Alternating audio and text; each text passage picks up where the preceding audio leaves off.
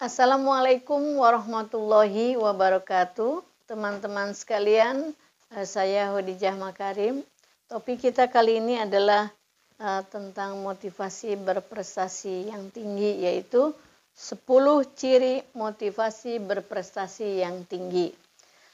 Topik ini saya tujukan kepada teman-teman siswa ataupun mahasiswa yang sedang belajar dengan suasana yang serba ya seperti ini sekarang, stay at home. Mudah-mudahan tetap mempunyai motivasi belajar yang tinggi. Nah, motivasi belajar itu ada yang tinggi, ada yang rendah, tidak ada yang sedang. Jadi ukuran motivasi itu ada dua. Saya mah kok sedang-sedang aja, tinggi enggak, rendah enggak ada. Nah, kecenderungannya kemana? Kalau sedang, kecenderungan ke rendah atau kecenderungan ke tinggi. Nah, ini buat teman-teman yang akan meneliti tentang motivasi, jangan membuat ukuran 3 ya. Tidak ada. Jadi ukuran motivasi itu 2. Jadi kalau ditanya, kamu bagaimana motivasinya si Fulan? Oh, dia sedang-sedang aja, nggak ada. Sedang itu menuju ke tinggi atau menuju ke rendah. Karena sejatinya manusia itu kalau dikelompokkan motivasinya hanya 2, tinggi atau rendah. Nah, kalau kita dalam posisi yang rendah, sedang diangkat mendongkrak ke tinggi, lalu sampai pada level sedang. Itu sedang didongkrak menuju tinggi.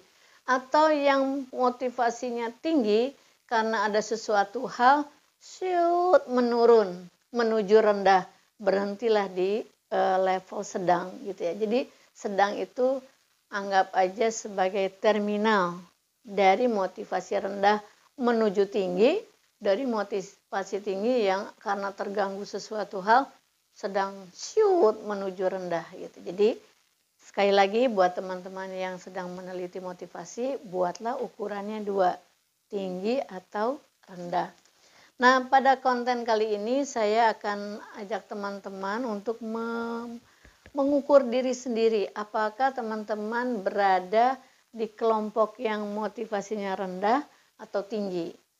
Kalau saya sih berpikir kalau sudah sedang banyak mengerjakan tugas dan sebagainya, kuliah teratur, itu kecenderungan di dalam menuju tinggi ya. Atau mungkin ada yang sudah di level motivasinya tinggi. Sekarang kita lihat yang pertama cirinya. Ciri yang memiliki motivasi tinggi adalah memiliki kemauan yang tinggi. Ya, ini penting nih, kemauan itu tidak ada yang memberi, internal. Jadi mau bergerak, mau melakukan sesuatu, itu nomor 1. Yang kedua, senang mengerjakan tugas-tugas yang menantang. Tugas-tugas yang menantang itu adalah tugas-tugas yang sulit, rumit ya, sophisticated gitu ya, rumit lah gitu, ngulik harus dikerjakannya. Jadi kalau teman-teman diberi tugas oleh guru atau oleh dosen, kok ini kayaknya susah gitu ya, itu tidak mengeluh tapi mencari cara menyelesaikan tugas tersebut, berarti ada pada kategori nomor 2 ini. Teman-teman senang mengerjakan tugas-tugas yang menantang. Tapi kalau motivasinya rendah, itu cepat, aduh kenapa ya begini, kok nggak bisa ya gitu, kok susah ya gitu. Lebih langsung ke arah yang menyerah gitu. Mudah-mudahan kamu tidak termasuk dalam yang kategori itu. Masukkan dalam kategori yang senang dengan tugas-tugas yang menantang. Yang ketiga, bersungguh-sungguh dalam belajar. Jadi kalau belajar itu, kalau belum mengerti, nggak berhenti dulu. Nggak berhenti dalam mencari tahu, tidak berhenti dalam memahamkan diri. Mungkin kalau dalam bahasa yang populer sekarang, jangan sampai gagal paham gitu ya. Jadi pahami dulu sampai berhenti, oh ini udah paham, baru berhenti untuk mencari sesuatu pengetahuan ya, itu tidak cepat putus asa gitu, sungguh-sungguh gitu. Yang keempat, mampu bersaing secara sehat. Nah ini harus nih, bagus. Jadi kenapa mampu bersaing secara sehat? Artinya kalau kamu berada dalam kelompok, misalnya satu kelompok nih teman akrab 5 orang, semua bersaing. Ya bersainglah secara sehat, jangan menjegal teman yang lain. Kamu ingin maju, teman lain dijegal. Atau kamu terjegal oleh teman yang lain. Jadi kalau mau berlima, yuk kita maju bersama, lalu belajar bersama, bagaimana caranya diskusikan, ayo kita bersaing bersama-sama, pastilah itu asik. Kan punya kemampuan masing-masing, punya minat masing-masing, punya daya ingat yang berbeda satu sama lain. Lebih baik saling membantu untuk mencapai tujuan bersama.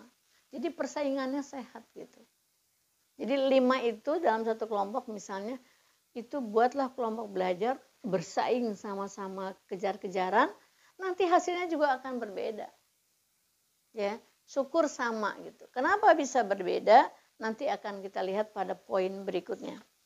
Yang kelima, tekun dan ulet di dalam berusaha. Nah, ini sabar, tekun, ulet. Jadi kalau tekun itu memang ada uletnya. Maksudnya begini, tidak cepat, ini kenapa ya? Kalau nggak terbentur ini, nggak mundur, maju lagi. Terbentur lagi, maju lagi gitu. Itulah orang-orang yang memiliki motivasi berprestasi yang tinggi. Jadi daya tahan tubuhnya, lahir batinnya itu kuat untuk mencapai tujuan meskipun sulit gitu. Ada sesuatu yang harus ditekuni gitu ya. Kemudian yang keenam adalah mampu menyelesaikan tugas-tugas dengan baik. Apa artinya baik? Setiap tugas dari guru, dari dosen, ataupun dari orang tua, pastilah ada kriteria. Kalau selesainya seperti ini kurang baik, kalau seperti ini baik gitu ya. Jadi kriteria itu kamu tulis dulu, kriteria menuju baik dari suatu tugas pekerjaan itu seperti apa misalnya. Kalau yang disebut baik memenuhi syarat A, B, C, D, maka penuhilah itu 4. Kalau sampai A, B, C berarti kurang baik. Kalau sampai A, B saja berarti tengah-tengah ya. Kurang memenuhi syarat yang diharapkan oleh mungkin orang tua, mungkin guru atau dosen. Kemudian yang ketujuh. Nah, ini berani mencoba. Jadi kalau ada sesuatu, enggak takut misalnya. Kalau nggak berani mencoba berarti ya penakut gitu. Takutnya takut apa? Takut gagal. Jadi beranilah mencoba. Gagal coba lagi, trial and error ya. Gagal ya coba lagi gitu. Nanti juga berhasil gitu. Kemudian yang ke-8, berani menghadapi tantangan dan rintangan gitu. Jadi kalau ada tantangan yang diberikan itu diambil gitu ya. Kalau ada sesuatu rintangannya banyak, lalui rintangan pertama. Sukses, lalui rintangan yang kedua. Dalam kehidupan bisa seperti itu. Ya, dalam belajar, dalam memenuhi kebutuhan sehari-hari dan apapun adalah rintangan-rintangan di hadapan kita. Jangan mundur, selesaikan satu rintangan, maju lagi rintangan berikutnya. Jadi orang-orang tentu dengan perhitungan yang tidak terlalu ketat gitu ya. Kalau perhitungan yang terlalu ketat jadi penakut ya.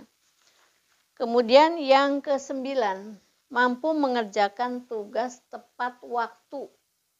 Tepat waktu ya. Jadi bermutu tapi tepat waktu, bukan tepat waktu tapi tidak bermutu atau bermutu tapi lambat gitu.